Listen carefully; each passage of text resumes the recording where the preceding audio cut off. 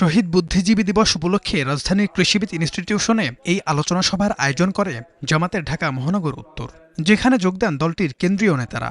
1971 সালের এই দিনে যারা জীবন দিয়েছেন তাদের প্রতি আমরা শ্রদ্ধা নিবেদন করি। প্রধান অতিথির বক্তব্যে জামাতের সেক্রেটারি জেনারেল মিয়া গোলাম পরোয়ার বলেন, দিল্লির পরিকল্পনায় ভারতীয় সেনারা বাংলাদেশের বিজয়ের প্রাক্কালে সুপরিকল্পিতভাবে বুদ্ধিজীবীদের হত্যা করে।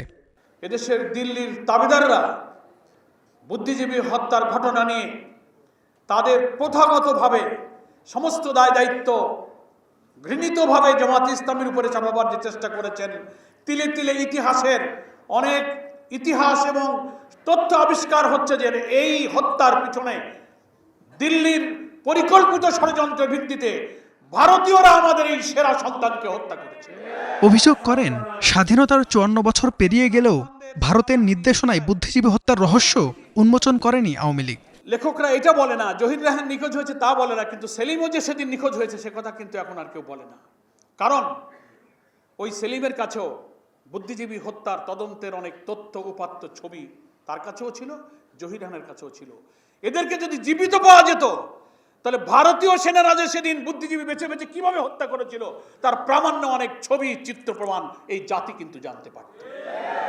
ভারতের ডিকটেশনে এই তদন্ত প্রক্রিয়াকে আর আগাতে দেয়নি। এই সত্য প্রকাশিত হলে এই স্বাধীনতা যুদ্ধের পিছনে ভারত যে এই দেশকে ভালোবেসে স্বাধীনতা যুদ্ধে তারা সাহায্য করেনি, এই দেশকে তাবেদার বানানোর জন্যই যে তারা এটা করেছে এবং বুদ্ধিজীবীদের তারা হত্যা করেছে, এই সত্যটা জাতি জেনে ফেলতো। তাই পরিকল্পিতভাবে শেখ মুজিবের জীবদ্দশা এবং পরবর্তী আওয়ামী লীগের কোনো সরকারই এই বুদ্ধিজীবী হত্যার রিপোর্ট আজও প্রকাশ করতে পারে। এ সময় হাদির উপর হামলাকারীদের গ্রেফতারে গোয়েন্দা সংস্থার সক্ষমতা নিয়ে প্রশ্ন তোলেন মিয়া গোলাম পরোয়ার। ভবিষ্যতে জুলাই যোদ্ধাদের উপর এমন হামলা ঠেকাতে সরকারকে কঠোর পদক্ষেপের তাগিদ দেন তিনি। আর যেন একটি প্রাণ না যায়, আর যেন কোন জুলাই যোদ্ধা দেশপ্রেমিক আধিপত্যবাদ বিরোধী সৈনিকের উপরে আক্রমণ না হয়। এ ব্যাপারে HM Imran, star news, Dhaka.